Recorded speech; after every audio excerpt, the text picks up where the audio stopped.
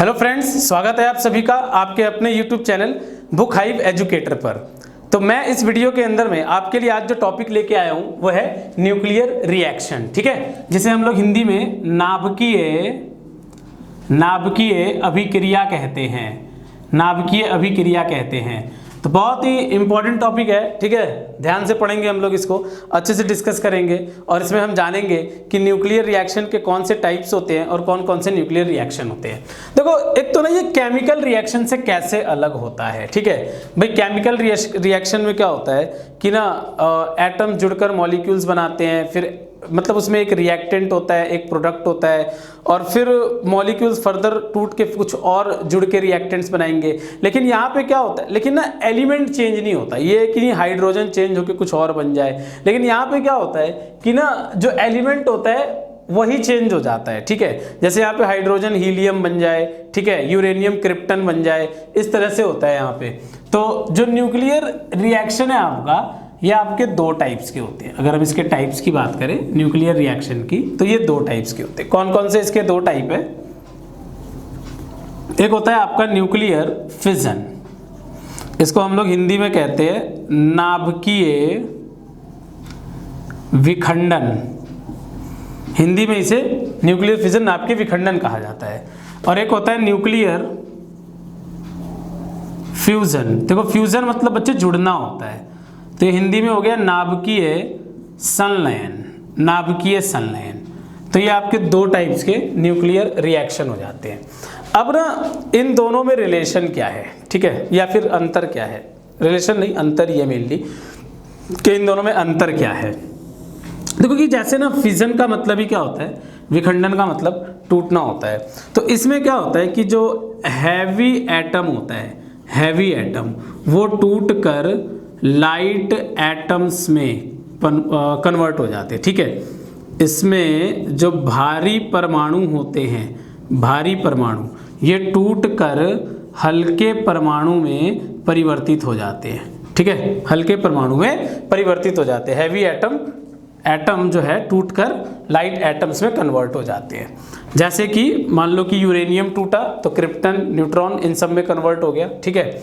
और जो ये न्यूक्लियर फिजन रिएक्शन है तो इसी पे बेस्ड होता है एटम बॉम्ब। अगर हम एटम बॉम्ब की बात करें, ठीक है, परमाणु बम की,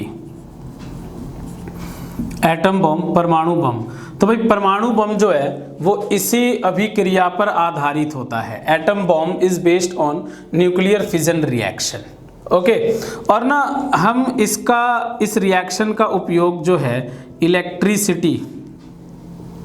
इलेक्ट्रिसिटी के प्रोडक्शन के लिए भी करते हैं, एनर्जी के प्रोडक्शन के लिए भी, विद्युत निर्माण के लिए भी। और जिस फिनोमेना से हम इलेक्ट्रिसिटी प्रोड्यूस करते हैं, मतलब जिस इंस्ट्रूमेंट से प्रोड्यूस करते हैं, उसको न्यूक्लियर रिएक्टर कहा जाता है। तो थोड़ा सा हम लोग ना न्यूक्लियर रिएक्टर के बारे में भी चर्चा करेंगे, ठीक है। न्यूक्लियर रिएक्टर, नाभिकीय रिएक्टर के बारे में भी डिस्कशन करेंगे, इसके बारे में भी हम लोग जानेंगे, न्यूक्लियर रिएक्टर के बारे में। इसके बाद न्यूक्लियर फ्यूज़न की बात करें कि न्यूक्लियर फ्यूज़न क्या होता है, तो इसमें आपने क्या जाना कि हैवी एटम लाइट एटम्स में कन्वर्ट होते हैं। इसमें क्या होता है, देखो, फ्यूज़ मतलब जुड़ना, फ्यूज़न मतलब, तो इसमें लाइट एटम्स जो हैं, ठीक है, इसमें जो आपके हल्के परमाणु हैं ये जुड़कर हैवी एटम्स में कन्वर्ट हो जाते हैं। ये जुड़कर भारी परमाणु में परिवर्तित हो जाते हैं, ठीक है। तो इसमें ये होता है कि जो लाइट एटम्स है वो जुड़कर हैवी एटम्स में कन्वर्ट हो जाते हैं। जैसे कि एग्जाम्पल की बात करें तो हाइड्रोजन जुड़कर हीलियम बनाते हैं, ठीक है, हाइड्रोजन जुड़कर हीलियम बनाते हैं। ये आपका क्या हो गया, न्यूक्लियर फ्यूजन, नाभिकीय संलयन का उदाहरण हो गया। तो ये जो आपने जरूर हाइड्रोजन बॉम्ब के बारे में सुना होगा, हाइड्रोजन बॉम्ब, जो कि नॉर्थ कोरिया में बहुत ज़्यादा एक्सपेरिमेंट होता रहता है इसका। तो जो हाइड्रोजन बॉम्ब होता है वो इसी रिएक्शन पे बेस्ड होता है। Hydrogen bomb is based on nuclear fusion reaction, इसी अभिक्रिया पर आधारित होता है, ठीक है। और एक चीज़ और कि आपके सन पे जो एनर्जी का सोर्स है वो यही रिएक्शन है। तो यहाँ पे आप ये भी लिख सकते हो, it is a source of energy on sun and stars, on sun and stars, कि सूर्य और तारों पर जो ऊर्जा का स्रोत है वो यही रिएक्शन है। अब जैसे अगर आप सन की बात करोगे, ठीक है, तो देखो कि क्या है कि जो सन का आउटर पार्ट है इसको कोरोना कहते हैं। Outer layer of sun is known as corona. ये कोरोना वही पार्ट होता है, कोरोना वही भाग है जो आपको सोलर फिनोमिना, सूर्य ग्रहण के समय पे दिखाई देता है। तो कोरोना पार्ट का टेम्परेचर वैसे 6000 डिग्री सेल्सियस होता है। This is temperature of outer layer of sun. इसके बाद अगर हम सन के इनर पार्ट की बात करें तो सन के इनर पार्ट को कोर कहते हैं। Inner part of sun is known as core. तो कोर वैसे किसी का भी इनर पार्ट कहलाता है। तो इसका जो टेम्परेचर होता है वो 1.5 इंटू 10⁻⁷ डिग्री सेल्सियस होता है। आप देख सकते हो 1.5 करोड़ डिग्री सेल्सियस, सबसे ज़्यादा है ना, सबसे ज़्यादा मतलब कि बहुत ज़्यादा टेम्परेचर होता है इसका, कोर पार्ट का टेम्परेचर 1.5 इंटू 10⁻⁷ डिग्री सेल्सियस। तो सन के अगर हम एटमॉस्फेयर की बात करें तो सन के एटमॉस्फेयर में 71% तो क्या है कि हाइड्रोजन है, ठीक है, यहाँ पर 71% हाइड्रोजन की मात्रा है और यहाँ पर 26.5% आपका हीलियम हो जाता है। तो ये दो मेजर गैस हैं सन के एटमॉस्फेयर में, हाइड्रोजन एंड हीलियम। तो यहाँ पे यही हाइड्रोजन जुड़ के क्या है कि हीलियम बनाते हैं, ठीक है, हाइड्रोजन जुड़कर हीलियम बनाते हैं और यही सन के ऊपर एनर्जी का सोर्स है। और एक चीज़ और आप देखो कि न्यूक्लियर फ्यूजन रिएक्शन के लिए भाई बहुत ही हाई टेम्परेचर चाहिए होता है, ठीक है, nuclear fusion reaction low temperature पे नहीं हो सकता, इसके लिए बहुत ही ज़्यादा टेम्परेचर चाहिए होता है, ठीक है। जब भी एक हाइड्रोजन बॉम्ब का एक्सपेरिमेंट करना होता है या फोड़ना होता है तो उससे पहले एक एटम बॉम्ब यूज़ करना होता है ताकि उतना टेम्परेचर क्रिएट किया जा सके, बहुत ही हाई टेम्परेचर पर जाकर ये रिएक्शन होता है। अब इसमें हम लोग न्यूक्लियर रिएक्टर के बारे में जानते हैं जरा कि ये होता क्या है न्यूक्लियर रिएक्टर, और हमारे इंडिया में कहाँ कहाँ पर कौन कौन से न्यूक्लियर रिएक्टर्स हैं जरा उसके बारे में भी चर्चा करेंगे। आ जाता है एग्जाम में कई बार क्वेश्चन यहाँ से। तो सबसे पहले तो अगर हम बात करें न्यूक्लियर रिएक्टर की, नाभिकीय रिएक्टर की, तो इसका यूज़ किस लिए किया जाता है? इसका यूज़ इलेक्ट्रिसिटी के प्रोडक्शन के लिए किया जाता है, ठीक है, न्यूक्लियर रिएक्टर। तो हम न्यूक्लियर रिएक्टर का यूज़ क्यों करते हैं इलेक्ट्रिसिटी के प्रोडक्शन के लिए? देखो भाई आपने अभी पढ़ा था पीछे कि जो न्यूक्लियर फिजन रिएक्शन होता है इसमें यूरेनियम टूटता है ना, यूरेनियम टूटता है और यही एटम बॉम्ब के अंदर भी होता है। तो अगर आप इस रिएक्शन को खुले में कराओगे तो एटम बॉम्ब का काम करेगा, ठीक है, बहुत ही हानिकारक होगा। तो न्यूक्लियर रिएक्टर क्या करता है कि इस रिएक्शन को कंट्रोल करने का काम करता है, कंट्रोलर होता है, कंट्रोल मैनर में रिएक्शन कराते हैं हम यहाँ पर न्यूक्लियर रिएक्टर के अंदर। तो न्यूक्लियर रिएक्टर से क्या क्या मेन क्वेश्चन है? एक तो इसमें D2O जिसको हम लोग हैवी वाटर कहते हैं, D2O हैवी वाटर, या इसे हिंदी में भारी जल कहा जाता है। तो D2O का जो यूज़ है ये एज अ मॉडरेटर किया जाता है। इसमें D2O is used as a moderator, मंदक के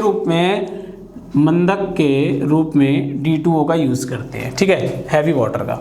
इसके बाद इसमें ग्रेफाइट एंड जो कैडमियम रॉड होता है, ग्रेफाइट या जो कैडमियम की छड़ होती है, it is used to decrease speed of neutron. इसका उपयोग न्यूट्रॉन की गति को कम करने के लिए करते हैं। ऐसा होता है कि जब भी एक यूरेनियम टूटता है, ठीक है, तो ये ऑन एवरेज 2.5 न्यूट्रॉन बनाता है, या 2.5 कह लो या 3 कह लो, ये 2.5 न्यूट्रॉन बनाता है। फिर ये फर्दर जाकर यूरेनियम से टकराते हैं तो ये सारे के सारे फिर से 3 यूरेनियम बनाएंगे, ये फिर फर्दर टकराएंगे, तो ये कैटिनेशन रिएक्शन हो जाएगा, चलता रहेगा। तो न्यूट्रॉन की स्पीड को कंट्रोल करना यहाँ पे बहुत ज़रूरी होता है। तो उस स्पीड को कंट्रोल करने के लिए ग्रेफाइट एंड कैडमियम रॉड का यूज़ किया जाता है। फिर यहाँ पे जो लिक्विड सोडियम है, liquid sodium is used as coolant, इसका उपयोग ठंडक के रूप में करते हैं। लिक्विड सोडियम का उपयोग ठंडक के रूप में किया जाता है। ठीक है, तो ये न्यूक्लियर रिएक्टर से रिलेटेड कुछ इंपॉर्टेंट पॉइंट्स हो जाते हैं आपके यहाँ पर। इसके बाद अब इसमें अगर हम फ्यूल की बात करें कि ईंधन क्या यूज़ किया जाता है, फ्यूल क्या यूज़ किया जाता है, तो इसमें यूरेनियम 92-235, ठीक है, ये हम फ्यूल जो है इसका यूज़ करते हैं। बच्चों यूरेनियम जो है, अगर हम यूरेनियम से रिलेटेड कुछ पॉइंट्स देखें तो यूरेनियम मतलब कि सबसे महंगा पदार्थ होता है दुनिया का, ठीक है, सबसे कॉस्टली होता है, ये दुनिया में सबसे कॉस्टली है। और कजाकिस्तान जो है, कजाकिस्तान एशिया के अंदर में एक देश है, लैंड लॉक कंट्री है, जो कि दुनिया का सबसे बड़ा लैंड लॉक कंट्री है। तो Kazakhstan is the leading producer of uranium in the world, leading producer of uranium in the world. पूरे वर्ल्ड में कजाकिस्तान यूरेनियम का सबसे बड़ा उत्पादक है, सबसे ज़्यादा प्रोडक्शन करता है यूरेनियम का कजाकिस्तान पूरे वर्ल्ड में। यूरेनियम के बाद कजाकिस्तान के बाद कनाडा दूसरे नंबर पर है। वैसे तो Canada second leading producer of uranium है, second leading producer of uranium है। पहले कनाडा ही नंबर 1 पे होता था, बट 2009 में कजाकिस्तान ने कनाडा को टेक ओवर कर लिया, तो अभी यूरेनियम के प्रोडक्शन में कजाकिस्तान आ जाता है नंबर 1 पे।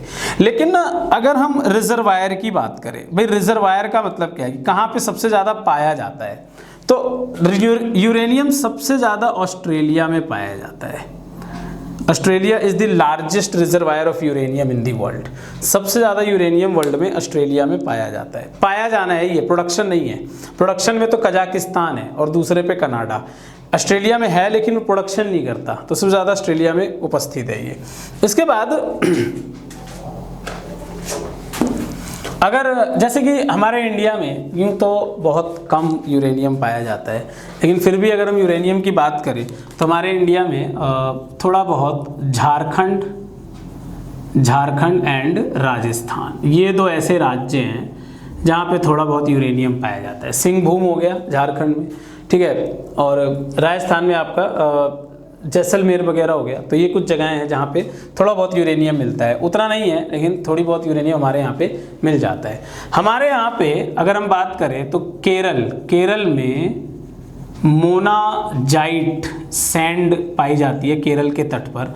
तो इस मोनाजाइट सैंड में थोरियम मिलता है, ठीक है। हमारे इंडिया में केरल के मोनाजाइट सैंड में थोरियम पाया जाता है, थोरियम की मात्रा है यहाँ पर, ठीक है। अब हम अपने देश के important nuclear plant, reactor plant की बात करते हैं, ठीक है, कि हमारे देश में कौन कौन से न्यूक्लियर रिएक्टर प्लांट्स हैं। और मैं आपको ये पहले ही बता चुका हूँ कि हमने ये प्लांट्स क्यों लगाए हुए हैं। तो भाई ये इलेक्ट्रिसिटी के प्रोडक्शन के लिए लगाया हुआ है। देखो ऐसा होता है कि ये जो न्यूक्लियर रिएक्टर प्लांट्स हैं ना, ये मतलब कि इंडिया के आने वाले टाइम में एनर्जी के डिमांड को पूरा करने के लिए बहुत ज़रूरी है। और उससे भी बड़ी बात क्या है कि चलो थोड़ा कॉस्टली तो है, लेकिन क्या है ना कि पॉल्यूशन फ्री है, इससे पॉल्यूशन नहीं होता, ठीक है, इससे प्रदूषण नहीं होता। और आने वाले भारत के बढ़ती आबादी को अगर आप देखो, भारत पे बढ़ते हुए एनर्जी के बोझ को देखो, तो आने वाले टाइम में बहुत ही इम्पॉर्टेंट रहने वाला है हमारे लिए ये न्यूक्लियर एनर्जी, ठीक है। तो अगर हम इंडिया में न्यूक्लियर प्लांट की बात करें, nuclear plants in India, Bharat में नाभिकीय संयंत्र, तो अभी ना हमारे इंडिया में इस रिएक्शन के द्वारा लेस देन 3%, लगभग 2.7% टोटल इलेक्ट्रिसिटी के लगभग 2.7% प्रोडक्शन जो है सो न्यूक्लियर प्लांट से किया जाता है, इस रिएक्शन से किया जाता है। हमारे देश में आज भी जो इलेक्ट्रिसिटी का प्रोडक्शन है वो सबसे ज़्यादा किससे होता है? थर्मल एनर्जी से होता है, तापीय ऊर्जा से। थर्मल एनर्जी कौन सा होता है? जिसमें हम लोग कोल या पेट्रोलियम का यूज़ करते हैं, कोल या पेट्रोलियम का। तो हमारे देश में आज भी जो सबसे ज़्यादा जो इलेक्ट्रिसिटी का प्रोडक्शन है वो थर्मल एनर्जी से ही किया जाता है, कोल या पेट्रोलियम के यूज़ से। और न्यूक्लियर प्लांट का कंट्रीब्यूशन बहुत ही कम है, 3% से भी कम है अभी। तो कौन कौन सी इंपॉर्टेंट न्यूक्लियर प्लांट है इंडिया में, देखते हैं जरा। तो सबसे पहले नरौरा। तो नरौरा बच्चों कहाँ हो जाता है, यूपी में। तो एग्जाम में ना सीधा सीधा क्वेश्चन पूछते हैं कि कौन सा न्यूक्लियर प्लांट किस स्टेट के अंदर में है, कुछ भी खास नहीं होता यहाँ पे, ठीक है। तो नरौरा यूपी में, ठीक है। नरौरा के बाद रावत भाटा, रावत भाटा ये राजस्थान में है। रावत भाटा इज इन राजस्थान। रावत भाटा के बाद काकरापाड़ा। तो काकरापाड़ा न्यूक्लियर प्लांट कहाँ पर है भाई, गुजरात में है, ठीक है। काकरापाड़ा गुजरात। इसके बाद कलपक्कम, कलपक्कम एंड कुदनकुलम, कलपक्कम एंड कुदनकुलम। तो ये दोनों ही न्यूक्लियर प्लांट आपके तमिलनाडु में है, ठीक है। दोनों कलपक्कम और कुदनकुलम दोनों तमिलनाडु में है। इसके बाद गोरखपुर। भाई ये गोरखपुर गांव है जो कि हरियाणा के फतेहाबाद डिस्ट्रिक्ट में है। यूपी वाला गोरखपुर नहीं है, ठीक है, ये अलग गोरखपुर है, गोरखपुर फतेहाबाद। तो ये हरियाणा में है, ये न्यू है बहुत, इसकी शुरुआत हाल ही में हुई है, ठीक है। ये काफ़ी न्यू है जो ये गोरखपुर का फतेहाबाद न्यूक्लियर प्लांट है। इसके बाद तारापुर, हमारे देश का सबसे पुराना न्यूक्लियर प्लांट। तो तारापुर कहाँ पर है आपका, महाराष्ट्र में है, महाराष्ट्र में। और इसके बाद कैगा। तो कैगा कहाँ पर है बच्चों, कर्नाटका में, कर्नाटका में।